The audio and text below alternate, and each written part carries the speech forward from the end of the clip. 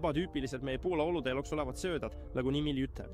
Need ongi peamiselt mõeldud ahvenate püügiks, aga sobivad suurepäraselt ka meie Poola tingimustesse. Ausalt öeldes olin ise üllatunud, kui tõhusalt need suutsid meelitada röövkalu, kes meie tavalistele Poola söötadele üldse ei reageerinud. Kuna meil on siin 4 erinevat mudelit, siis püüan kõigepealt igaühest neist lühidalt rääkida. Siis liigume edasi mõnede ühiste omaduste ja relvastuse juurde. Esimene on Bass Crazed Twisted Worm, mis on üsna sarnane söötadele, mida te juba tunnete. See on nagu vastne, millel on twisteri saba. See kaalub peaaegu 7 grammi ja on 15 sentimeetrit pikk, nii et tegemist on juba tõsise tükiga. Järgmisena on meil Bass Slim Finesse Worm, mis on samuti 15 sentimeetri pikkune kummiland, kuid kaalub vaid 4 grammi. Esimene seos, mis tekib, on suur vihmaus või ööus.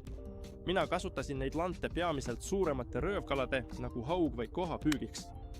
Aga vaadates selle landi ehitust ja uskumatut mängu, olen kindel, et see sobib suurepäraselt ka ahvennate või forellida püügiks, matkides liitsi, jõesilmu või mõnda suurt jõevähki.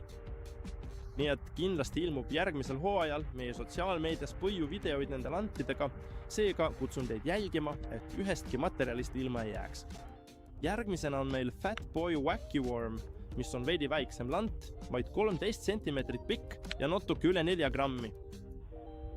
Nagu nimi jutleb, on see peamiselt mõeldud Wacky Rick meetodile, ehk kui olete vaadanud passi püüdvaid videoid, siis tavaliselt kinnitatakse sellised landid ühe konksuga otse keha keskelt. Seetõttu pole selle landi ehitus juhuslik, see on sümmeetriline. Lant kitseneb otste poole ning täpselt keskel on iseloomulik paksenemine, mis aitab meil seda lanti õigesti selle meetodiga varustada. Viimasena on meil Phosphate Stick Worm. See on 13 sentimeetrit pikkune lant, mis kaalub veidi üle 5 grammi. Ausalt öeldes pühendasin sellele landile kõige rohkem aega, kui püüdsin koha või haugi. Isegi õnnestus mul selle landiga koha püüdes tabada poen. Mis oli huvitav ja meeldiv üllatus. See on lant, mis meenutab mulle eelkäige mingit toornamenti Fati toovõrmi, mis on ühendatud Dying võrmiga.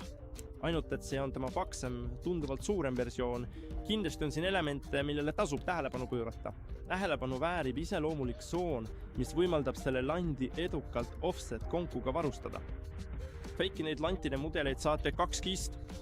Tõesti suurepärastes värvides, pakendatud sellistesse kordu kasutatavatesse pakenditesse, 8 tükki pakis koos kordu kasutatava traktandiga, sest need on lukuga kotikesed, mida saab avada, võtta landi välja püügi ajal, loomulikult tagasi panna ja tihedalt sulgeda, nii et siit ei pääse välja ühtegi ebameeldivat lõhna.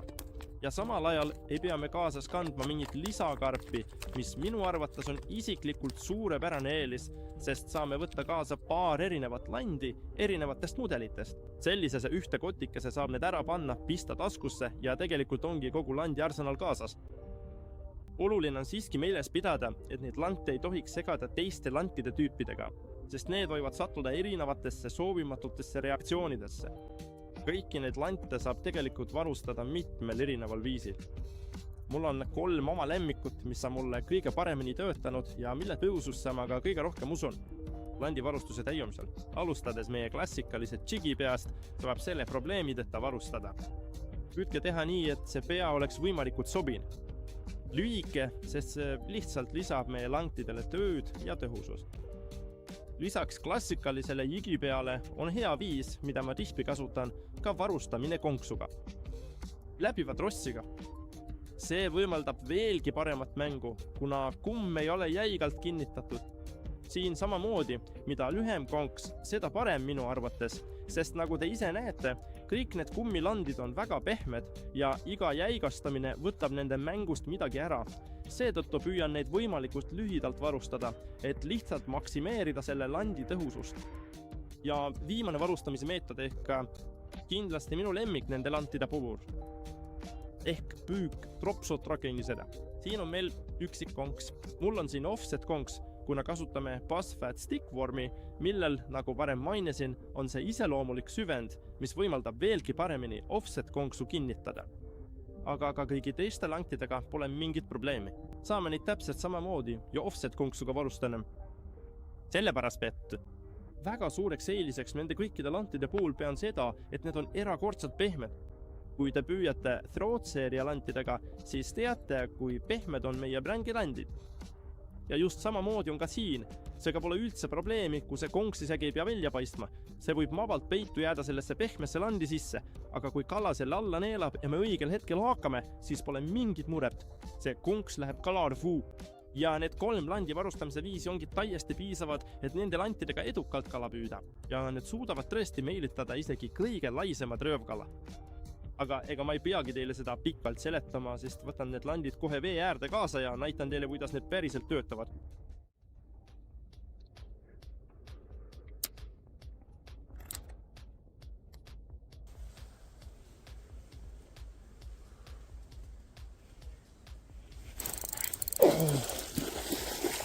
See on nüüd otsas, aga ma märkasin siin vees ühte väikest keerist, viskasin täpselt sinna ja ongi see lõpuks käes.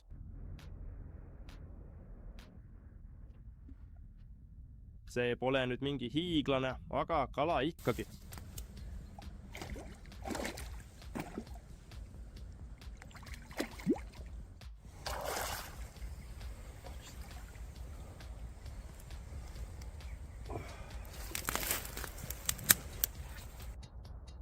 Näete, selline kalake.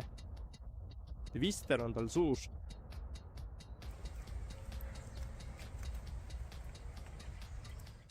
Nii, võtame kala konksu otsast lahti.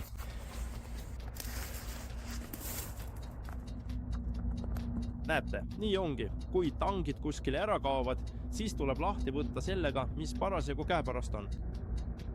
Aga õnneks jäid alles, kuigi ta näksas mind pöidlast, juba tundsin Twisterit, konks on lahti ja kala lasen vette tagasi.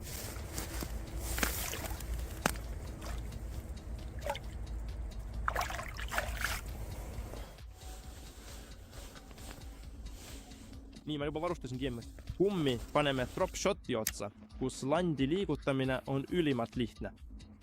Viskan, kerin lõtvu maha, ootan kuni vajub põhja, siin on üsna madal.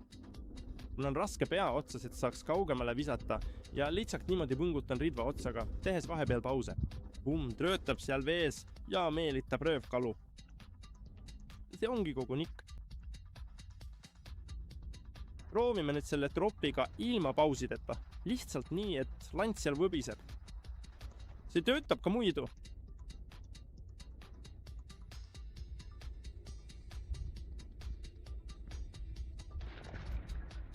Sina, kas sa pole seda kaimas? Haug hüppas veest välja nagu ikka, olles täiesti terve ja elujõuline. Täpselt nagu forel, kes sööstab parajasti väikese kala järel. Aga munad?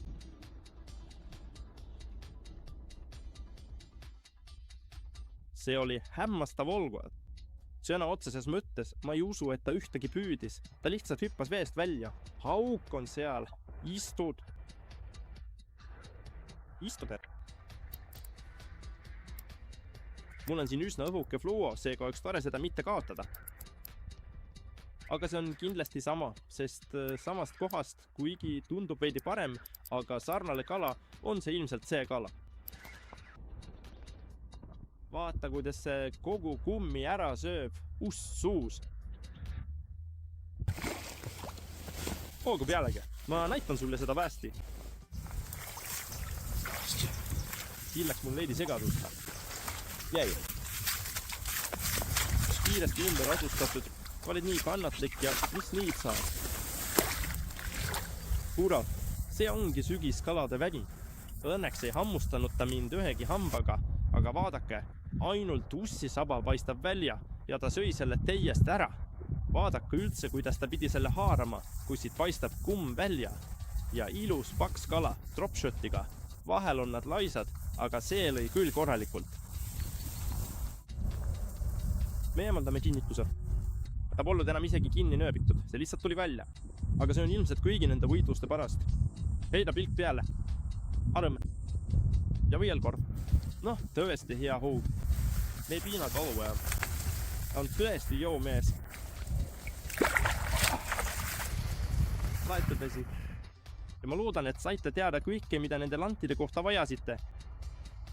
Need on Poola oludes ebatavalised, aga tõesti suudavad vee avamisega hakkama saada. Kutsun teid jälgima meie YouTube'i kanalit ja ka teisi sotsiaalmeediaplatvorme. Tänan vaatamast ja näeme järgmistes materjalides.